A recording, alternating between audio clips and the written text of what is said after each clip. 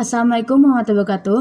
Perkenalkan, nama saya Neng Nabiatul Dawiyah di kelas 11 IPA 1. Di sini saya akan menyebutkan nama-nama 25 nabi. Yang pertama ada Nabi Adam, lalu Nabi Idris, Nabi Nuh, Nabi Hud, Nabi Saleh, Nabi Ibrahim, Nabi Ismail, Nabi Lut, Nabi Ishak, Nabi Yakub, Nabi Yusuf, Nabi Su'aib, Nabi Ayub, Nabi Zulkifli, Nabi Musa, Nabi Harun, Nabi Daud, Nabi Sulaiman, Nabi Ilyas, Nabi Ilyasa, Nabi Yunus, Nabi Zakaria, Nabi Yahya, Nabi Isa, dan Nabi Muhammad.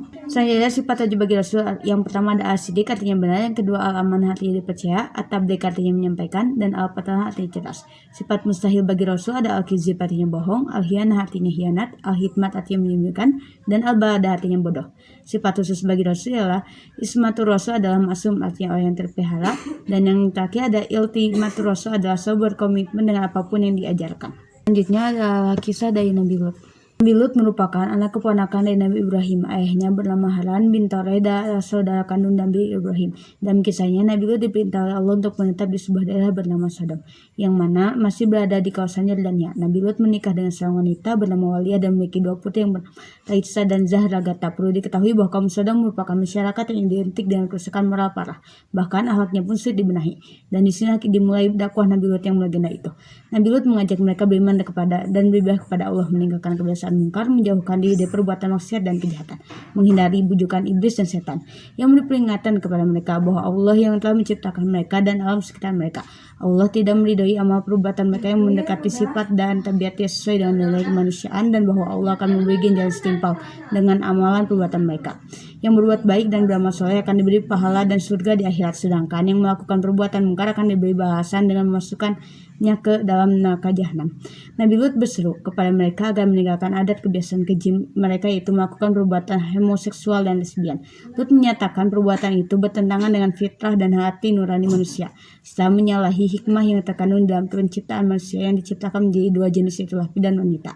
Juga kepada mereka diberi nasihat supaya menghormati hak milik masing-masing dan meninggalkan perbuatan perampasan, perampokan, serta pencurian yang dilakukan mereka, dan terutama musafir yang datang ke Sodom. Diterangkan bahwa perbuatan-perbuatan itu akan merugikan mereka sendiri, karena perbuatan itu akan menimbulkan kekacauan, ketidaknyamanan di dalam negeri, sehingga masing-masing dari mereka tidak merasa aman dan tentram dalam hidupnya. Namun kaum Sodom tidak semudah itu dibalikan pemikirannya. Mereka tetap melakukan semua kegiatan maksiat dan kejahatan.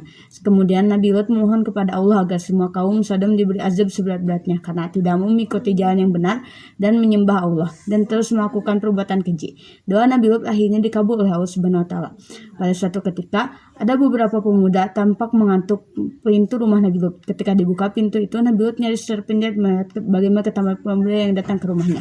Dia pun persilahkan para tamu itu masuk untuk menjaganya dari masyarakat kaum Sodom yang tidak akan bisa tinggal diam melihat pemuda tampan.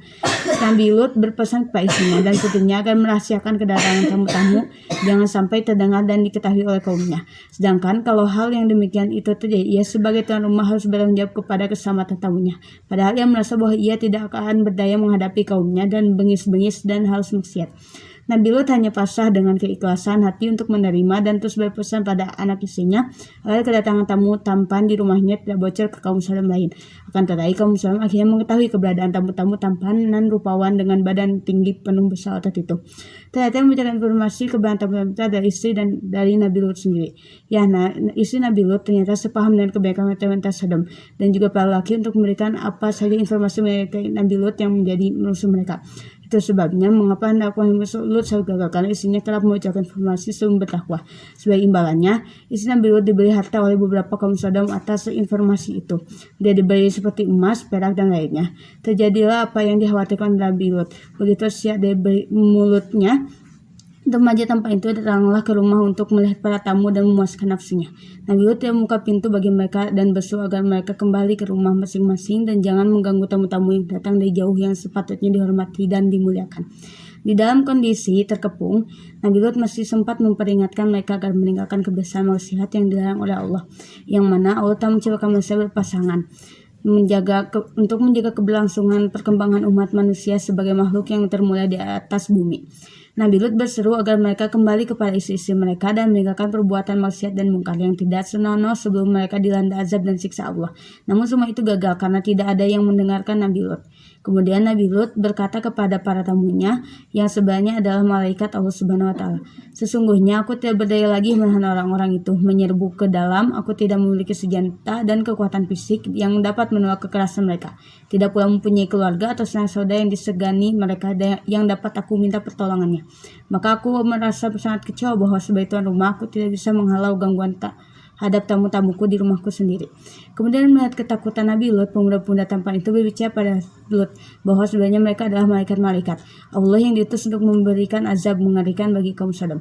Nabi Lut pun tak menyangka Allah secepat itu memberikan jawaban atas doanya. Kemudian para malaikat berkata bahwa inilah azab yang Allah kepada Nabi Lut. Para nabi itu menyarankan pintu rumahnya dibuka lebar-lebar untuk memberi kesempatan bagi orang yang haus homoseksual itu masuk. Namun ketika pintu dibuka, penyerbu menjejak kaki untuk masuk. Tibalah gelap pandangan mereka dan tidak dapat melihat sesuatu. Masa mengusap-usap mata, tetapi ternyata sudah menjadi buta. Sementara para penyerbu rumah Nabi Lut berada dalam keadaan kacau walau berteriak seraya bertanya apa yang membuat mereka buta mendadak. Kata menjelma malaikat berseru kepada Nabi Lut agar meninggalkan segera perkampungan itu bersama keluarganya karena waktu telah tiada bagi azab Allah yang akan ditimpakan. Bahkan bukan Lut dan keluarganya agar perjalanan keluar kota dan jangan seorang pun datang menoleh ke belakang.